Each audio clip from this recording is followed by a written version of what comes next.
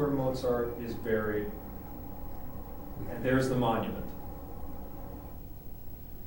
This is the monument. That is where the cemetery attendant said, that's the spot where we buried it. Now, it could be anywhere. This is a beautiful monument. As you start to see it, I know I've got another close-up of it coming in, but there's an angel that's leaning over here weeping, and the column is cut off at the top to symbolize that his death was too short. But what I also want you to see is that there's really nothing around it at all. I mean, it's completely wild. And these beautiful wild flowers, this is mostly nettles. Do you know what nettles are? They're kind of like, they're sharp, they have little quills on them. But they kind of elbow each other out, so there's a lot of space between them. And there were some really beautiful poppies there. And I picked several poppies and put them into my Mozart books right from that collection, because it's just so beautiful. It was a very, very, very peaceful setting.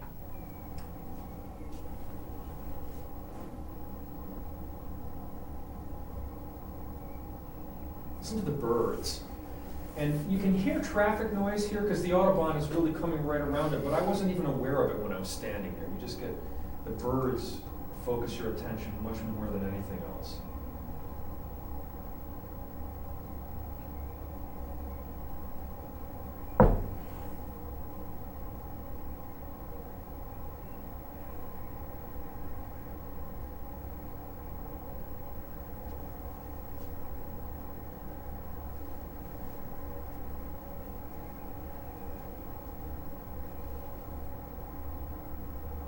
Look how peaceful it is on all sides, you know.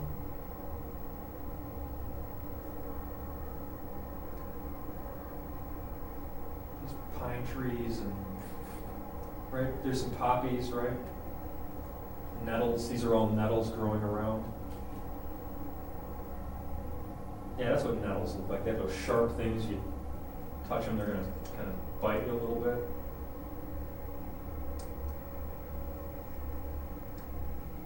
See what I'm talking about? Nobody's around. Nobody. I saw those two people on the pathway. This is 2 years or 3 years ago when I was there. But when I went with my wife, there was nobody in the entire place the entire time. Forgot about it. We were just totally alone, just hanging out.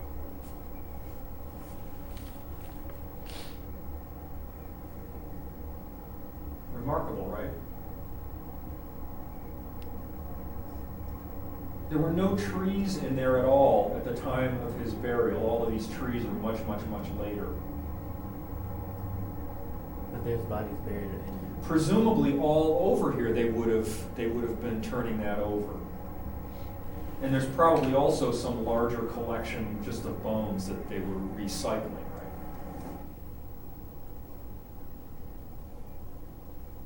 Easy on the camera, guy.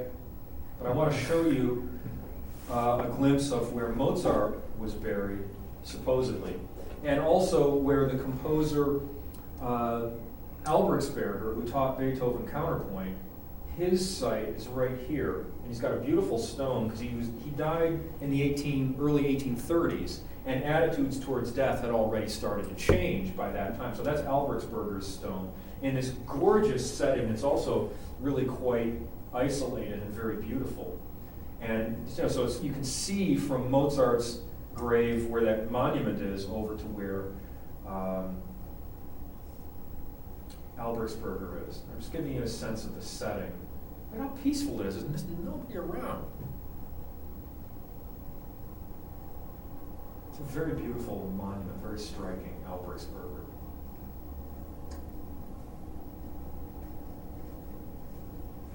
These then are stones from the 1840s and 1850s. You can see again how attitudes are starting to shift.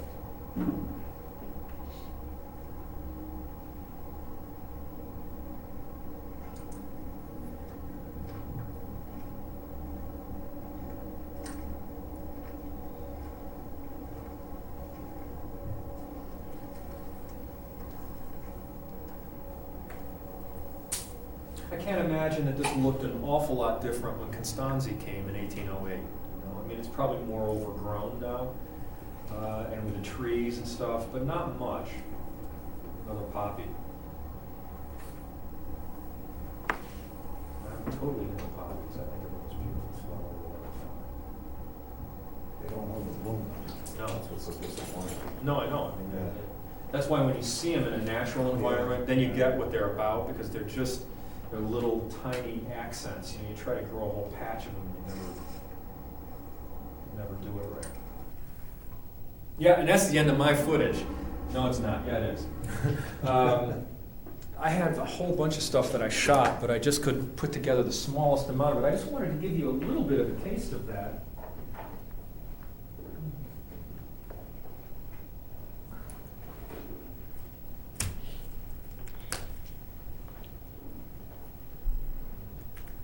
Because it's, to me, I was so surprised by what I had seen there, because, you know, I'm constantly in search of, you know, making connections with these historical events and these personalities and things of this sort.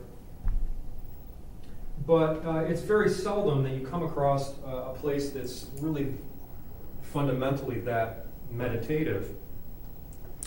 And is more remarkable because, you know, when I got there, it was very obvious to me that it didn't matter exactly where he's buried there. You get the sense of a very strong kind of communion and a sense of commonality. And it's very, very, very touching. By contrast, when I went to the Central Cemetery in Vienna, which they have a whole circle of composers, that's where Brahms is buried, Beethoven was there, Schubert was moved there, you know, Beethoven was moved there, Hugo Wolf is there, you know, the Strauss. I mean, they're just all there. It's just like tons of composers. I just couldn't feel anything because it was so staged. It was so artificial that for me it wasn't beautiful anymore. It was like being in a CD store or something. You know what I mean? Like I just felt like I was being overwhelmed by something which was staged to overwhelm me. And for my tastes, it's just not very satisfying. So at any rate, what I want to do now is spend a little time studying the Requiem. So the first thing I'm going to give you is a sheet which will help to map this out, and it will also help you because the other side has the study questions for the final exam.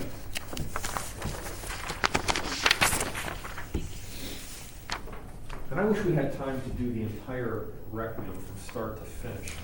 But we've studied a lot of music in this class, which I'm happy about.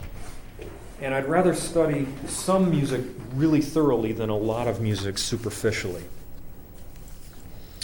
Okay, the Requiem Mass is a setting of the Catholic Mass for the dead. It's a standard text and a standard sequence of movements. And this goes back to Gregorian chant. The Catholic Church has a ceremony for departed souls, and this is what the Requiem is. It is a blessing. It's hoping for eternal peace. It's a prayer, a series of prayers. It's showing a little bit of fear for the day of judgment, the dies irae, the dreaded day when we are judged for our sins and for our shortcomings. And ultimately a series of prayers for the departed. So Mozart uses the traditional text that had been in use for, you know, hundreds and hundreds of years. And there are requiems since Mozart's Requiem, right? Verdi wrote a very famous Requiem, and so on and so forth. Brahms is famous for his German Requiem, which is a Requiem that does not use the Catholic Latin Mass text, but instead Brahms chose Bible verses that were his mother's favorite Bible verses, and he wrote it more as a requiem for the people who are left behind, who mourn someone who has died, rather than for the person who's died themselves. Very interesting angle on it. So Mozart's Requiem, first off, is from a standard text. Mozart did not live to see it finished. What did he finish exactly? He finished the opening Requiem Anatem, eternal peace, called the Introitus. He finished the Kyrie eleison, that's number 2. Do you see that further down on my sheet, almost 3/4 of the way down? The fugue inspired by Bach. And he started the sequence, the Dies Irae, the Day of Wrath, but he didn't finish the Day of Wrath. So he does